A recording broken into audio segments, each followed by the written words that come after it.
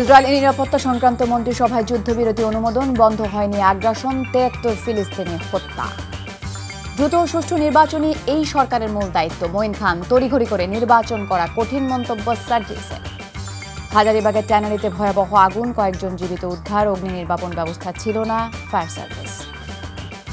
রাজধানী জুড়ে তীব্র গ্যাস সংকট, গ্রাহক ভোগান্তি চরমে, ভোগ্যপণ্যের বাড়তি দামে অসহায় মানুষ।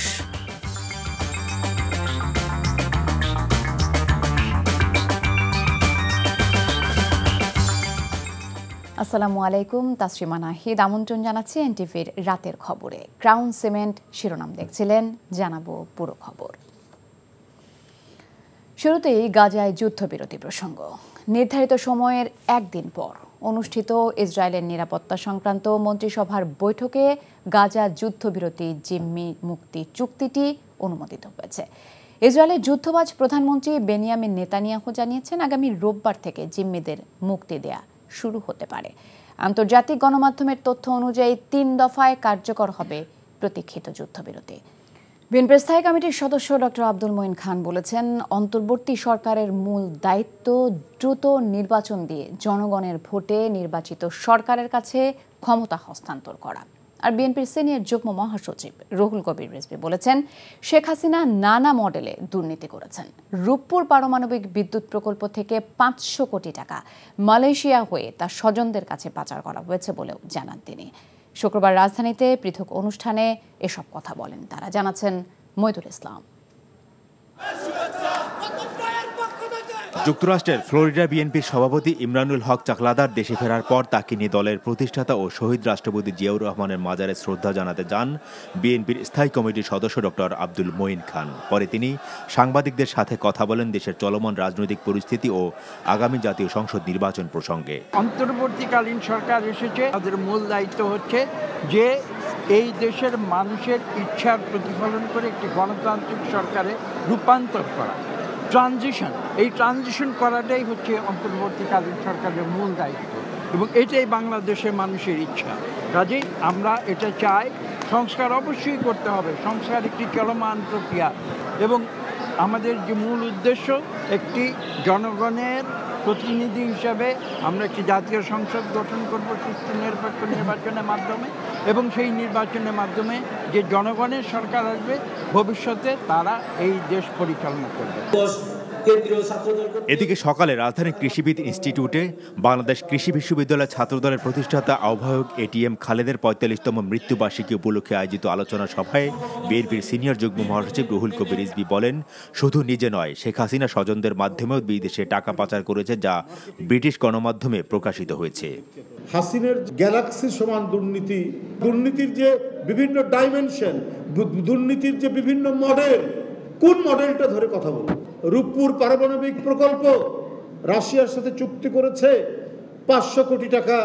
শেখ হাসিনা, তার ছেলে সজীব ওয়াজেদ জয় এবং তার যে ভাগ্নি, সে আবার ইংল্যান্ডের এমপি এবং সিটি এমপির দায়িত্বে, তারা মালয়েশিয়ার এক ব্যাংক থেকে সেই ৫০০ কোটি ডলার তুলে নেওয়ার, আত্মসাৎ করার অভিযোগ রয়েছে। টিউলিপ লেখাপড়া করেছে ইংল্যান্ডে একজন এমপি, একজন জনপ্রতিনিধির ১ টাকা ১ পয়সা দুর্নীতি, এটা একটা স্বপ্নের বিষয়, কিন্তু তার জিন হচ্ছে বাংলাদেশের শেখ পরিবারের। পাসপোর্ট বাতিল করার পরেও কোন স্ট্যাটাসে শেখ হাসিনা ভারতে অবস্থান করছে তা নিয়েও দেশটির সরকারের কাছে প্রশ্ন রাখেন রুহুল কবির রিজভী। শেখ হাসিনা কি স্ট্যাটাসে ভারতে আছে? মইদুল ইসলাম, এনটিভি নিউজ, ঢাকা। সংস্কার ছাড়া তড়িঘড়ি করে জাতীয় নির্বাচন করা অন্তর্বর্তীকালীন সরকারের জন্য কঠিন বলে মন্তব্য করেছেন শহীদ জুলাই স্মৃতি ফাউন্ডেশনের সাধারণ সম্পাদক সার্জিস আলম। দুপুরে পঞ্চগড়ে শীতার্থ মানুষের মাঝে কম্বল বিতরণ অনুষ্ঠানে একথা বলেন তিনি। যারা এই সংস্কার প্রক্রিয়া নিয়ে কাজ করবে এবং কাজ করছে, তারা কি নির্বাচনের জন্য বসে থাকবে? এমন তো না। তারা তাদের সংস্কার প্রক্রিয়া নিয়ে প্রতিদিন কাজ করবে।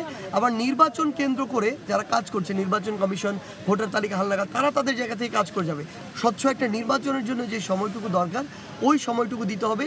আগামী ৬ মাস কোনোদিন এটার ক্ষেত্রে যৌক্তিক সময় হতে পারে না। ৩ ঘণ্টার চেষ্টায় রাজধানীর হাজারীবাগের ট্যানারি গোডাউনে লাগা আগুন নিয়ন্ত্রণে এসেছে। এ ঘটনায় জীবিত কয়েকজনকে উদ্ধার করা হলেও হতাহতের কোনো ঘটনা জানা যায়নি। সরু রাস্তা আর পানি সংকটে আগুন নেভাতে বেগ পেতে হয় ফায়ার ফাইটারদের। আগুন লাগার কারণ জানতে গঠন করা হয়েছে তদন্ত কমিটি। আপেল শাহরিয়ার জানাচ্ছেন বিস্তারিত। জুমার নামাজের পর হাজারীবাগ কাঁচা বাজারের কাছে ফিনিক্স লেদার কমপ্লেক্স নামের একটি ভবনে আগুন লাগে। ফায়ার সার্ভিস জানায় 7 তলা ভবনের 5 তলায় চামড়ার পণ্যের গোডাউন থেকে এই অগ্নিকাণ্ডের শুরু। ধীরে ধীরে আগুনের লেলিহান শিখা ছড়িয়ে পড়ে 6 ও 7 তলাতেও। আগুন নেভাতে একে একে যুক্ত হয় ফায়ার সার্ভিসের 13টি ইউনিট। সরু রাস্তা আর মানুষের ভিড়ে আগুন নেভাতে হিমশিম অবস্থা ফায়ার ফাইটারদের। উৎসুক মানুষ সামলানো এবং আগুন নেভাতে সহায়তার জন্য যুক্ত হন সেনাবাহিনী ও বিজিবি সদস্যরা। 3 ঘন্টার চেষ্টায় আগুন নিয়ন্ত্রণে আসলেও তার আগেই পুড়ে যায় বেশ কয়েকজন ব্যবসায়ীর কোটি টাকার পণ্য ও সরঞ্জাম। নামাজের পরে খানা খাইতে বসবে, এই সময় শুনি যে আগুন লাগছে। লেজারের যে সামগ্রীগুলো তৈরি হয়, গিফট আইটেম, বিভিন্ন যে সম্মাননা দেয়, কেরেস টেরেস, মেশিন আদি এবং কি যত মালামাল ছিল এইগুলো আর যা কিছু আছিল সব শেষ। ভবনটিতে অগ্নি নির্বাপন ব্যবস্থা ছিল না জানিয়ে ফায়ার সার্ভিস বলছে এ বিষয়ে একাধিকবার ভবন মালিককে নোটিশ করা হয়েছে। কনজাস্টেড জায়গা, বুঝতে পারছেন, এটা এই এলাকার এবং এখানকার যে সেটআপ, এই সেটআপের ব্যর্থতা। আমরা করতে পারি নাই সব। যে ল্যাডারটা উপরে উঠবে, উঠার কোনো স্কোপ নাই। এই কারণে এই বড় বড় স্পেশাল গাড়িগুলো এখানে ডিপ্লয় করা যায় না। এটা আমরা বলতে পারছি না। এটা শর্ট সার্কিটও হতে পারে, আবার কেউ সিগারেটের আগুন থেকে হতে পারে, বিভিন্নভাবে হতে পারে। এ ঘটনায় সরকারের কাছে ক্ষতিপূরণের দাবি করেছেন ব্যবসায়ীরা। Apple Shahriar, NTV news, Dhaka. রাজধানীর রূপনগর, ধানমন্ডি মহানগর প্রজেক্ট সহ কিছু কিছু এলাকায় চলছে তীব্র গ্যাস সংকট। 12 ঘন্টারও বেশি সময় গ্যাস পাচ্ছেন না গ্রাহকরা। আর রাজধানীর কোনো এলাকাতেই মিলছে না নিরবিচ্ছিন্ন গ্যাস। আবার চাপও থাকছে কম। ফলাফলে গ্যাস নিয়ে অনেকের ভোগান্তিও পৌঁছেছে চরমে। অবৈধ গ্যাস সংযোগের কারণে বৈধ গ্রাহকরা সমস্যায় পড়ছেন বলে মনে করেন তিতাসের ব্যবস্থাপনা পরিচালক শাহনিয়াজ পারভেজ। জানান সংকট সমাধানে কাজ চলছে। নাজিবুর রহমানের রিপোর্ট। সকাল থেকে দুপুর গড়িয়ে বিকেল, তবুও চুলায় আগুন জ্বলছে না। রান্না কখন হবে আর কখন সন্তানের মুখে খাবার তুলে দিবেন এই গৃহিণী তাও জানেন না। কখন গ্যাস মিলবে তাও জানা নেই নিম্ন আয়ের এ পরিবারটির। সকাল 8টা থেকে রাত 10টা পর্যন্ত গ্যাস পান না মিরপুর, ধানমন্ডি সহ বেশ কিছু এলাকার মানুষ। আর এতেই ভোগান্তি বাড়ছে কয়েকশো পরিবারের। 6টা বাজে যায়, রাতের 10টা বাজে আসে। এই প্রবলেম হইতেছে আমাদের, খুবই প্রবলেম হইতেছে। বাচ্চাদেরকে রান্না করা যায় না, খাওয়ানো যায় না। আমরা তো বাইরে থেকে অর্ধেক খাবার কিনা খাইতে হয়, একবেলা পাকাইলে তো খাওয়া যায় না ভাই। আমরা গরিব মানুষ, বাইরে থেকে কিনা ডেলি কি খাওয়ান যায়? 2 বেলা কিনাই খাইতে হয়। সকালবেলা বাচ্চারা খাইতে পারে না, গরুলাবান কেউই খাইতে পারে না। আমরা কিভাবে চলবো? একই অবস্থা রাজধানীর মহানগর প্রজেক্টের বাসিন্দাদের। সকাল থেকে রাত পর্যন্ত গ্যাসের আশায় বসে থাকেন সবাই। সময় মতো বিল পরিশোধ করেও সেবা পাচ্ছেন না অধিকাংশ মানুষ। এভাবে তো প্রায় অনেক বছরই হয়ে গেল। তো এখন এইগুলোর জন্য তো আমরা আসলে কার কাছে অভিযোগ করব আমরা সেটাও বুঝতে পারছি না, যার জন্য আমাদের অনেক সমস্যা হচ্ছে, তাই না? বিশেষ করে বয়স্ক মানুষ ঘরে আছে, তার খাবারের ব্যবস্থা টাইমলি কোনো কিছু করতে পারছি না। সিস্টেম লস আর অবৈধ গ্রাহকদের কারণে চাপ সৃষ্টি হচ্ছে বলে জানান তিতাসের ব্যবস্থাপনা পরিচালক। বলেন এই সমস্যার সমাধানে কাজ করছেন তারা। পুরোপুরি অস্বীকার করব না যে আমার ব্যর্থতা নয়, এটা আমরা চেষ্টা করি যে ফাইন্ড আউট করতে কে এটার জন্য রেসপন্সিবল। অবৈধ ব্যবহার করছে, কেটে ফেলছি, আবারও লেগে যাচ্ছে। এরকম একটা চক্র, সংঘবদ্ধ চক্র আছে। এটা শুধু আমরা অবৈধ উচ্ছেদ করলে হবে না, এলাকাবাসীর প্রশাসনের সহায়তা লাগবে, এলাকাবাসীকেও এগিয়ে আসতে হবে। অবৈধ গ্রাহকদের চিহ্নিত করার পাশাপাশি সরবরাহ বাড়ানোর কথাও জানান এই কর্মকর্তা। Najibur Rahman, NTV news, Dhaka. দর্শক, বেগম খালেদা জিয়ার চিকিৎসার খবর জানাতে লন্ডন হাসপাতালের সামনে থেকে আমাদের সাথে সরাসরি যুক্ত হচ্ছেন সহকর্মী রিয়াদ আহসান। রিয়াদ, বেগম জিয়া কেমন আছেন? তার শারীরিক অবস্থার কি তথ্য আছে আপনার কাছে?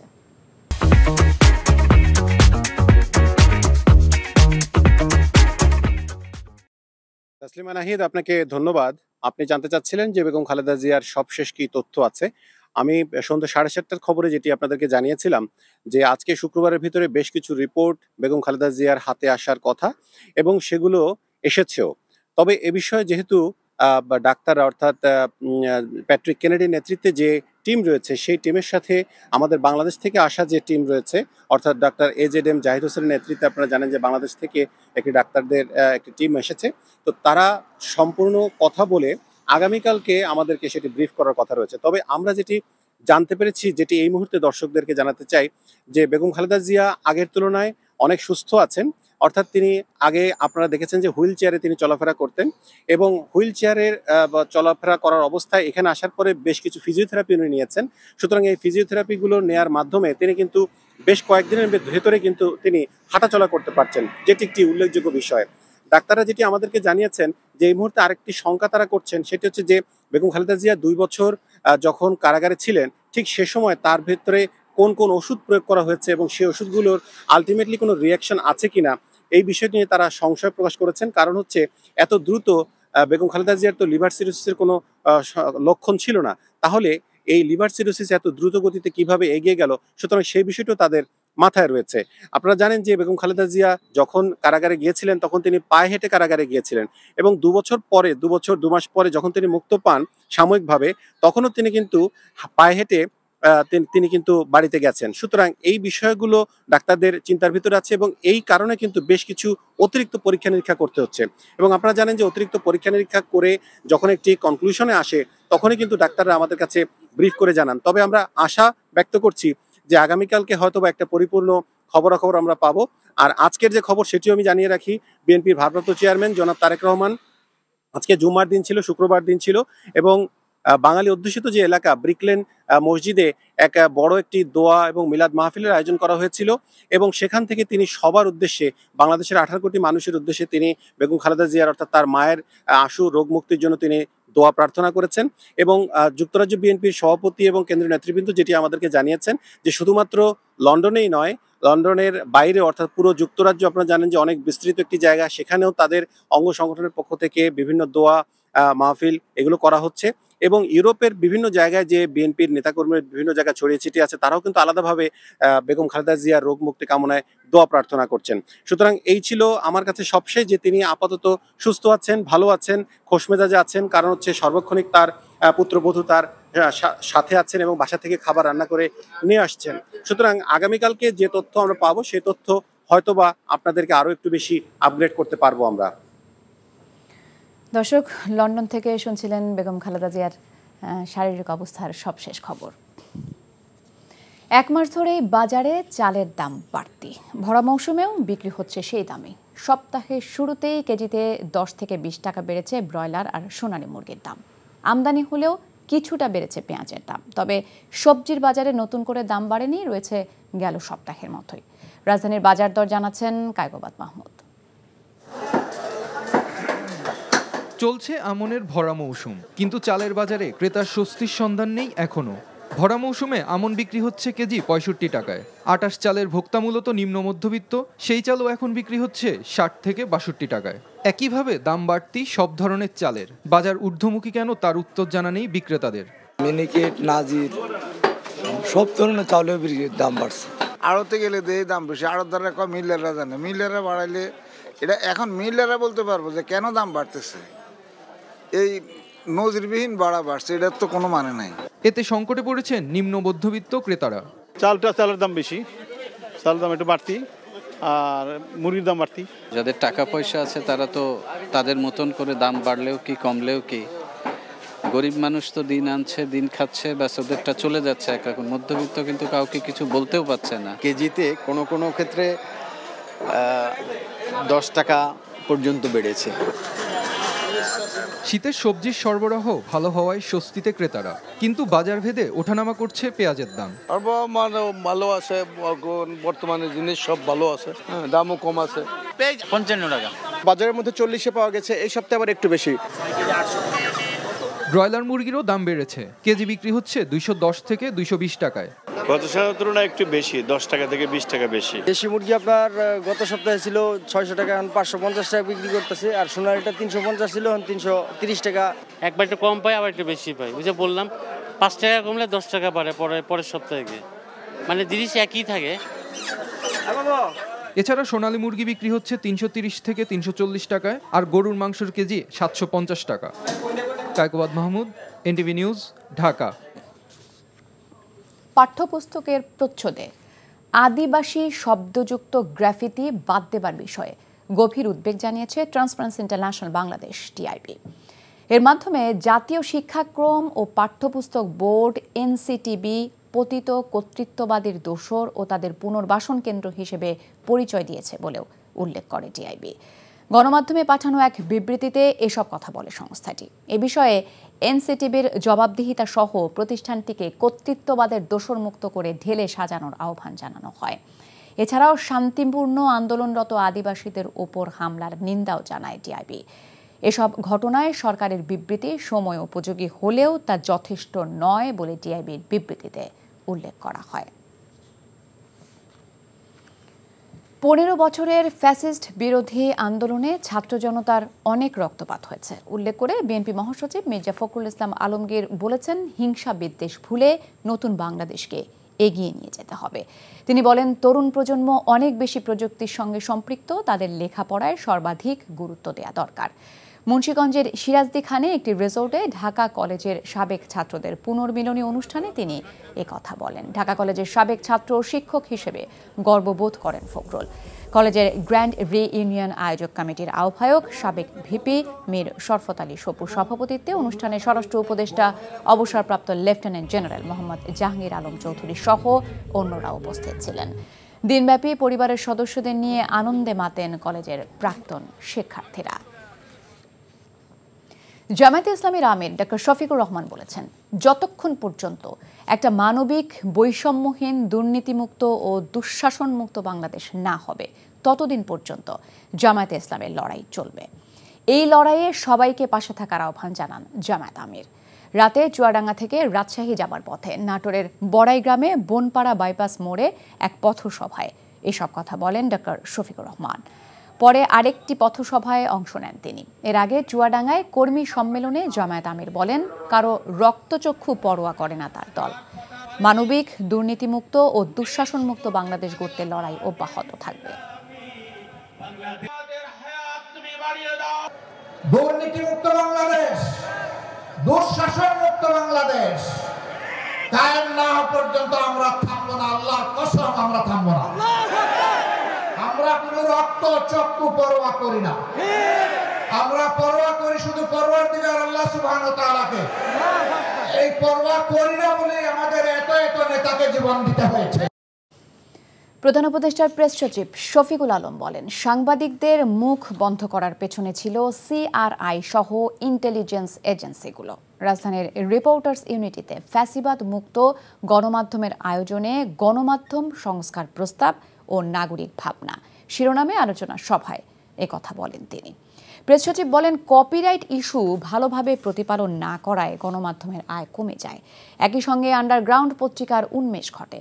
তিনি বলেন, আওয়ামী লীগের এক নায়কতান্ত্রিক দল হয়ে ওঠার পেছনে যাদের ভূমিকা বেশি ছিল তাদের ফ্যাসিবাদের সহযোগী হয়ে ওঠার পেছনে চরিত্রটি বিশ্লেষণ করতে হবে। গণমাধ্যম সংস্কার প্রস্তাবনা জাতীয় প্রেস ক্লাব সহ গুরুত্বপূর্ণ বিটের সাংবাদিকদের সঙ্গে আলোচনা করে নির্ধারণ করা হবে। গণমাধ্যমে নিয়োগের ক্ষেত্রে ন্যূনতম মজুরি নির্ধারণ হওয়া জরুরি বলে মনে করেন শফিকুল আলম। মুক্ত সাংবাদিকতার ক্ষেত্রে আরও সতর্কভাবে সাংবাদিকতার আহ্বান জানান প্রেস সচিব। জার্নালিজম দিয়ে যে একটা স্বৈরাচারকে শক্তিশালী করার যে বয়ান তৈরির যে প্রয়াস এবং আমাদের সবার সিভিল লিবার্টি কেড়ে নেওয়া, এই কাজগুলো যে হয়েছে এটা একটা প্রাইভেট ইনিশিয়েটিভে হোক। আমরা জানি উনি ফ্যাসিবাদী ছিলেন, তো আমার কাজটা কি হবে, ওনার কাজটাকে পুরো 15 বছরে ওনার যতগুলো লেখা সবগুলোকে আমি কালেক্ট করি, আমি দেখাই যে ওনার ফেলুরগুলো কোথায় হয়েছে। আনুপাতিক আসন বন্টন বা পিআর পদ্ধতিতে নির্বাচনের দাবি মানা না হলে কঠোর আন্দোলনের হুঁশিয়ারি দিয়েছেন ইসলামী আন্দোলন বাংলাদেশের আমির মুফতি সৈয়দ মোহাম্মদ রেজাউল করিম। বিকেলে রাজধানীর সোহরাওয়ার্দী উদ্যানে ইসলামী যুব আন্দোলনের ৫ম কনভেনশনে প্রধান অতিথির বক্তব্যে তিনি এই হুঁশিয়ারি দেন। বিগত ৫৩ বছর যারা রাষ্ট্র পরিচালনা করেছে তারা দেশকে নতুন কিছু দিতে পারবেন না উল্লেখ করে ইসলামী আন্দোলনের নেতৃত্বে ইসলামী শক্তিকে ক্ষমতায় আনার জন্য দেশবাসীর প্রতি আহ্বান জানান চরমোনাই পীর। চাঁদাবাজি, দখলদারিত্বের রাজনীতি আর চলতে দেয়া হবে না বলেও জানান তিনি। প্রতিবেশী দেশের সঙ্গে আঁতাত করে ক্ষমতা দখলের চেষ্টা করা হলে তার রুখে দেবার ঘোষণাও দেন রেজাউল করিম। পরে ইসলামী যুব আন্দোলনের নতুন কমিটি ঘোষণা করেন ইসলামী আন্দোলন বাংলাদেশের আমির। ধর্মীয় সম্প্রীতি এবং জাতীয় ঐক্য ছাড়া দেশকে এগিয়ে নেওয়া সম্ভব নয় উল্লেখ করে যে কোনো মূল্যে ধর্মীয় সম্প্রীতি এবং জাতীয় ঐক্য ধরে রাখার আহ্বান জানিয়েছে খ্রিস্টান ধর্মের নেতারা। সকালে রাজধানীর বংবাজারে সেন্ট থমাস চার্চে ইকুমেনিক্যাল খ্রিস্টান ট্রাস্ট এবং সেন্ট থমাস চার্চ আয়োজিত নিরাপত্তা, ধর্মীয় সম্প্রীতি ও জাতীয় ঐক্য শীর্ষক সেমিনারে বক্তারা এই আহ্বান জানান। কোনো বিশেষ ধর্মকে রাষ্ট্র পৃষ্ঠপোষকতা করলে সাম্প্রদায়িক সম্প্রীতি নষ্ট হতে পারে বলে আশঙ্কা প্রকাশ করেন তারা। সব ধর্মের মানুষের অধিকার প্রতিষ্ঠায় অন্তর্বর্তীকালীন সরকারের দৃঢ়তা এবং সবশেষ বড়দিনের আয়োজনে রাষ্ট্রীয় নিরাপত্তা ব্যবস্থাপনার প্রশংসা করেন খ্রিস্টান ধর্মের নেতারা। যুক্তরাজ্যের সশস্ত্র বাহিনীতে সর্বপ্রথম ডিসিয়ান সাবেক ব্রিটিশ সেনা ঢাকা কলেজের প্রাক্তন মেধাবী শিক্ষার্থী MS আজাদকে সম্মাননা স্মারক প্রদান করা হয়েছে। স্মারক প্রদান করেন ঢাকা কলেজের অধ্যক্ষ AKM ইলিয়াস মাহমুদ। শওকত আজাদ যুক্তরাজ্যে থাকায় তার পক্ষে সম্মাননা স্মারক গ্রহণ করেন ঢাকা কলেজের সমাজ বিজ্ঞান বিভাগের সাবেক শিক্ষার্থী ও কলেজের ডিবেটিং সোসাইটির সাবেক সভাপতি মাজহারুল ইসলাম সুমন। সম্প্রতি আজাদের জন্মস্থান ব্রাহ্মণবাড়িয়া সদর উপজেলা প্রশাসন বিশিষ্ট ব্যক্তিত্ব হিসেবে তার নাম সরকারি ওয়েবসাইটে অন্তর্ভুক্ত করা হয়। এটি ঢাকা কলেজের জন্য গর্বের বলে জানান অধ্যক্ষ। MS আজাদ বর্তমানে ব্রিটিশ সিভিল সার্ভিসে হিজ ম্যাজিস্ট্রি রেভিনিউ অ্যান্ড কাস্টমসে কাস্টমস অ্যান্ড এক্সারসাইজ লিগাল ডিভিশনে নিয়োগপ্রাপ্ত প্রথম ডিসিয়ান। গ্লোবাল স্টার অ্যাওয়ার্ড আজীবন সম্মাননা পেলেন এনটিভির পরিচালক আলহাজ নুরুদ্দিন আহমেদ। শুক্রবার সন্ধ্যায় রাজধানীর একটি হোটেলে স্টার কমিউনিকেশন কর্তৃক আয়োজিত এক অনুষ্ঠানে এই সম্মাননা দেওয়া হয়। বাংলা চলচ্চিত্রের অভিনেত্রী আনোয়ারা ও নজরুল সঙ্গীত শিল্পী ফেরদৌস আরা স্টার অ্যাওয়ার্ড আজীবন সম্মাননা পান। এবারের আসরে চলচ্চিত্র, টেলিভিশন নাটক, OTT, গান, মিউজিক ভিডিও, নাচ, সাংবাদিকতা, ব্যবসা বাণিজ্য, উদ্যোক্তা এবং আবৃত্তি সহ 30টি বিভাগে সেরাদের সম্মাননা প্রদান করা হয়। শিল্প সংস্কৃতির বিভিন্ন শাখায় অবদান রাখা কৃতি ব্যক্তিদের সম্মাননা জানাতে গ্লোবাল স্টার অ্যাওয়ার্ড 2024 সেশন 2 ও সাংস্কৃতিক অনুষ্ঠানের আয়োজন করে। অনুষ্ঠানে উপস্থিত ছিলেন সুপ্রিম কোর্টের বিচারপতি ফয়সাল মাহমুদ ফয়েজি, বাংলাদেশ পুলিশের অ্যাডিশনাল DIG ARM আলিফ সুমন এবং মিডিয়া ও সাংস্কৃতিক অঙ্গনের বিশিষ্ট ব্যক্তিরা।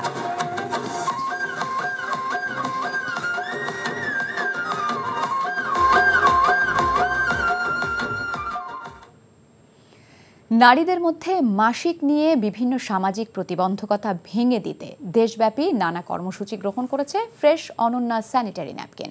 প্রতিষ্ঠানটির উদ্যোগে অনন্যা ডাবল ফান ফেয়ার শীর্ষক দিনব্যাপী মেলার আয়োজন করা হয়। রাজধানীর গুলশানে বিচারপতি শাহাবুদ্দিন আহমদ পার্কে মেঘনা গ্রুপ অব ইন্ডাস্ট্রিজ এর আয়োজন করে। বাজারে আসার পর অল্প সময়ে নারীদের আস্থার নামে পরিণত হয়েছে ব্র্যান্ডে। সঙ্গীত, স্ট্যান্ড আপ কমেডি, যোগা সহ ভিন্নধর্মী নানা আয়োজন উপভোগ করেন অংশগ্রহণকারীরা।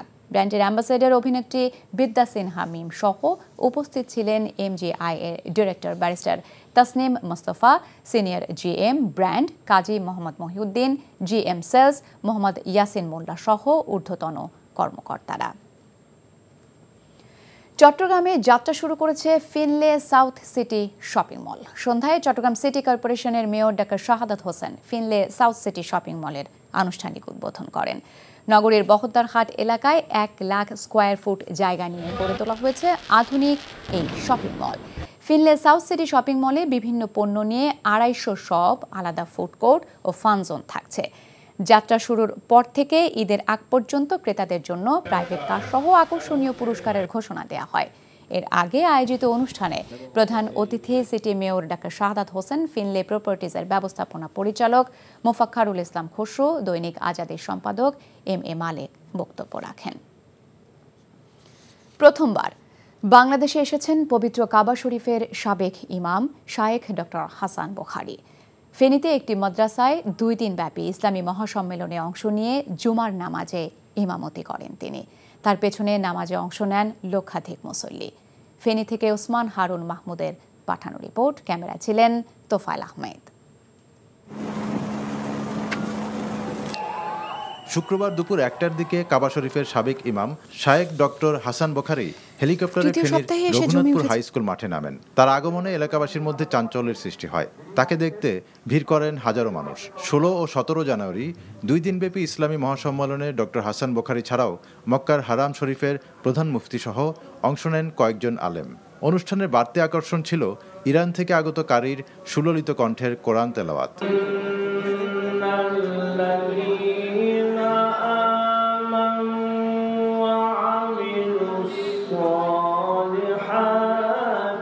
এরপর জুমার নামাজে ইমামতি করেন কাবা শরীফের সাবেক এই ইমাম।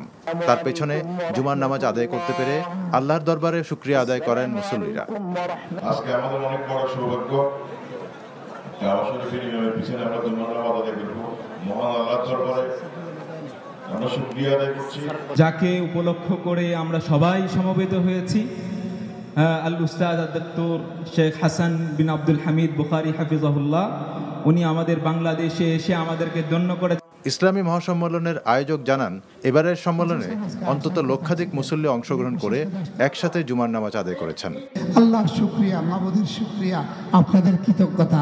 কাবা শরীফ আমসাব রঘুনাথপুর আসবে, এটা শুধু স্বপ্ন, এটাকে শুধু স্বপ্ন মনে করতাম। বন্দার চাহিদা, বন্দার আবেগ, বন্দার তামান্না, বন্দার আরজু আল্লাহ যাতে ক্লোজলি কবুল করে, এটা আপনাদের দোয়া, আপনাদের শরীফের সম্ভব হতো না। জুমার নামাজের খুতবায় শায়েখ ডক্টর হাসান বুখারী মুসলিম উম্মার শান্তি কামনা করে দোয়া করেন এবং পবিত্র কোরআন ও হাদিসকে আঁকড়ে ধরে মুসলিমদের ঐক্যবদ্ধ থাকার আহ্বান জানান। পরে আবার ঢাকায় ফিরে যান তিনি। NTV news desk.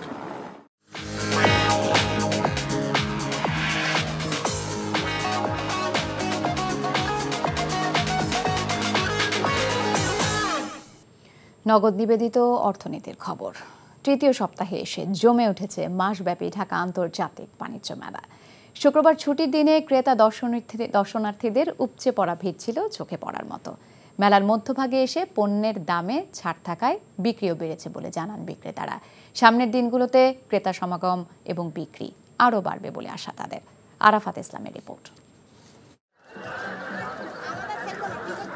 যতই দিন যাচ্ছে ততই ভিড় বাড়ছে ঢাকা আন্তর্জাতিক বাণিজ্য মেলায়। ছুটির দিন হওয়ায় শুক্রবার দুপুর গড়িয়ে বিকেল হতেই নানা বয়সী মানুষের ঢল নামে মেলার প্রবেশ পথে। এদিন লক্ষাধিক ক্রেতা দর্শনার্থীর পদচারণায় মুখরিত হয়ে ওঠে মেলা প্রাঙ্গণ। পরিবার পরিজন ও বন্ধুবান্ধবের সঙ্গে মেলায় এসে উচ্ছ্বাস প্রকাশ করেন তারা। আমরা 3 বোন আসছি, অনেক ভালো লাগছে, অনেক ঘোরাঘুরি করছি। তো মাত্র ঢুকলাম, মোটামুটি তো ভালো দেখতেছি।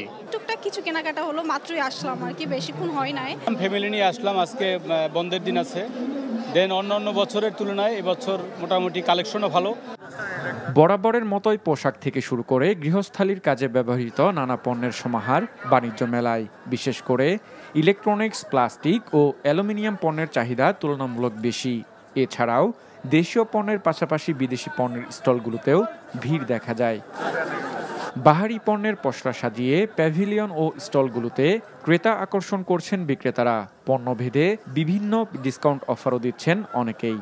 ৭৭তম দিন শুক্রবার, সে উপলক্ষে ডিসকাউন্টও যেমন দিচ্ছি, কাস্টমার সারা রকম পাচ্ছে। প্রচুর পরিমাণ লোক হইতেছে, আমাদের সেলও মোটামুটি ভালোই হইতেছে। 2024 সালে অ্যাটেন্ড করেছিলাম, 25 সালে আসলাম। আসার পর ভালোই আমরা নতুন নতুন কাস্টমার পেয়েছি। মেলার দর্শনার্থী আপনার বাড়ছে, আশা করি সামনের দিনগুলোতে আরো কিছু ভালো কিছু আমরা পাবো ইনশাল্লাহ। এবারের মেলার সার্বিক ব্যবস্থাপনা নিয়ে সন্তুষ্ট থাকলেও বাড়তি দামের অভিযোগ করেন ক্রেতাদের কেউ কেউ। আমার কাছে মনে হয় বাইরে যেতে দামটা একটু বেশি মনে হইতেছে। আমরা মধ্যবিত্ত ফ্যামিলি, আসার পর দেখতেছি প্রাইস অনেক বেশি। অন্যান্য দিন মেলা রাত 9টা পর্যন্ত চললেও সাপ্তাহিক ছুটির দিনগুলোতে খোলা থাকবে রাত 10টা পর্যন্ত।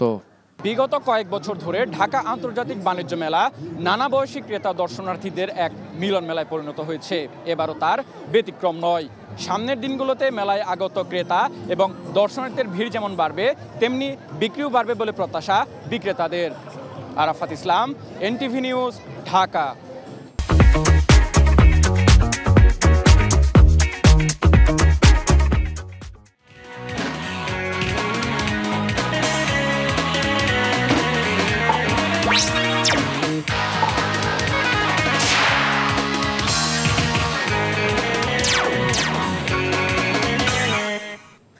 মেজবানি প্রিমিয়াম টি খেলার খবর। মালয়েশিয়ায় কাল শুরু হচ্ছে নারী অনূর্ধ্ব 19 টি20 বিশ্বকাপের দ্বিতীয় আসর। টুর্নামেন্টের উদ্বোধনী দিনে মাঠে নামবে বাংলাদেশ। নেপালের মুখোমুখি হবে সুমাইয়া আক্তাররা। ম্যাচটি শুরু হবে বাংলাদেশ সময় দুপুর 12:30টায়। জয় দিয়ে টুর্নামেন্ট শুরু করতে চায় বাংলাদেশ। প্রথম ম্যাচের আগে আমাদের প্রস্তুতি বেশ ভালো। আমরা সবাই মিলে কঠোর পরিশ্রম করেছি। ফিটনেস, টেকনিক এবং আমাদের মেন্টালি প্রস্তুতি আমরা খুব ভালোভাবে নিয়েছি। আমাদের যে কোচিং স্টাফ আছে ওরা সবসময় সঠিক পরিচালনা করেছে। ফার্মার্স ক্রিকেট অ্যাসোসিয়েশন এবং সোনালী অতীত ক্লাবের আয়োজনে রাজশাহীতে উদ্বোধন হলো মাস্টার কাপ ফুটবল টুর্নামেন্টের। 8টি দলের 200 খেলোয়াড় এতে অংশ নিচ্ছেন। নগরীর লালন শাহ মুক্তমঞ্চে বিকেলে টুর্নামেন্টের উদ্বোধনী অনুষ্ঠানে অতিথি ছিলেন রাজশাহী বিজিবির sector commander colonel Imran Rouf ও বাংলাদেশ জাতীয় ক্রিকেট দলের সাবেক অধিনায়ক খালেদ মাসুদ পাইলট। টুর্নামেন্টের সমন্বয়ক খালেদ মাসুদ পাইলট জানান, এই টুর্নামেন্টের মধ্য দিয়ে নবীন এবং প্রবীণ ফুটবল খেলোয়াড়দের মিলন মেলা ঘটবে।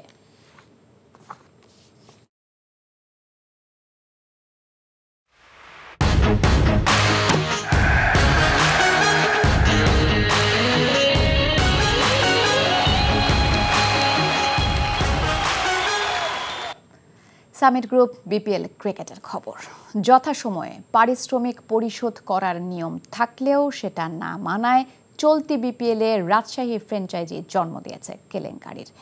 বিপিএল গভর্নিং কাউন্সিলের সদস্য সচিব নাজমুল আবেদিন ফাহিম স্বীকার করতে বাধ্যই হয়েছেন এই বিপর্যয়ে বিসিবির উদাসীনতা ছিল।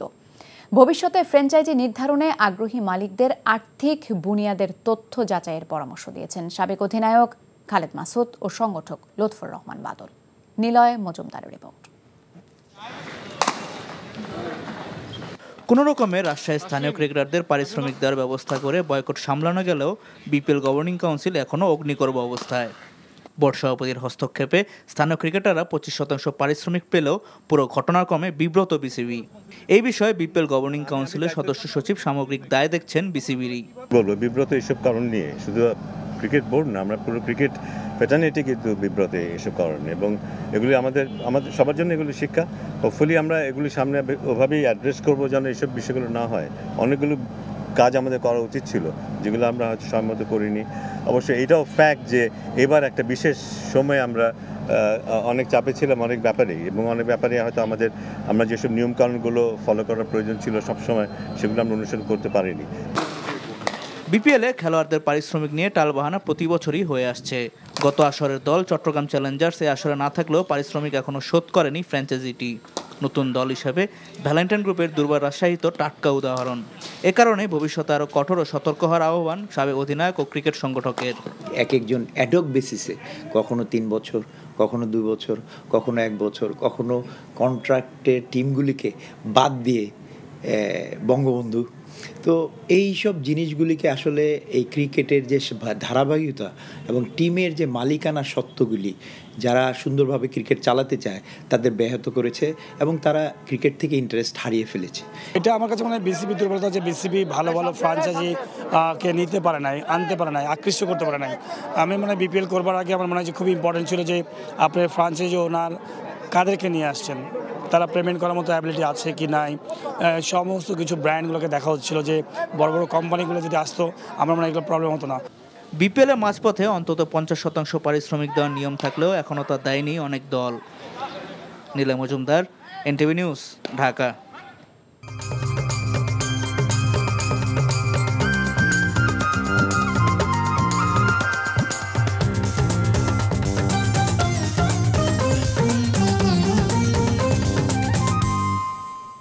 সংস্কৃতির খবর।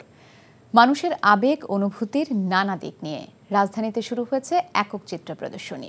1 মাস ব্যাপী প্রদর্শনীটি চলবে 17 ফেব্রুয়ারি পর্যন্ত। গুলশানে কিংডম অফ নেদারল্যান্ডস আয়োজন করে power of pain and paths 2 শীর্ষক প্রদর্শনীটি। স্বতঃস্ফূর্তভাবে বিমূর্ত অভিব্যক্তিবাদী ধারায় প্রদর্শনীতে চিত্রগুলো এঁকেছেন শিল্পী প্রীতি আলী। উজ্জ্বল রং, ছন্দময় রেখা নিয়ে কাজ করেন এই শিল্পী। চিত্রগুলোয় উঠে এসেছে প্রকৃতি আর মানুষের সার্বিক দুঃখবোধ ও সেখান থেকে উত্তরণের উপায়। অনুষ্ঠানে উপস্থিত ছিলেন নেদারল্যান্ডস, ইউএস সহ বিভিন্ন দেশের রাষ্ট্রদূত এবং দর্শনার্থীরা।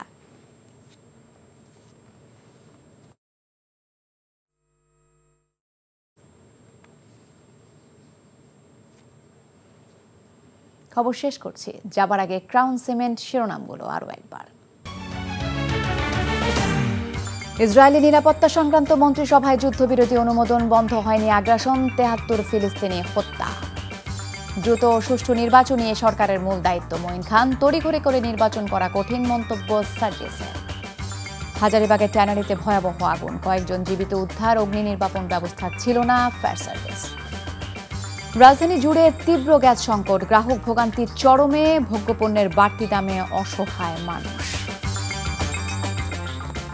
এই ছিল রাতের খবরে। এই খবরের ভিডিও সহ আপডেট জানতে ভিজিট করুন এনটিভি অনলাইন www.ntvpt.com।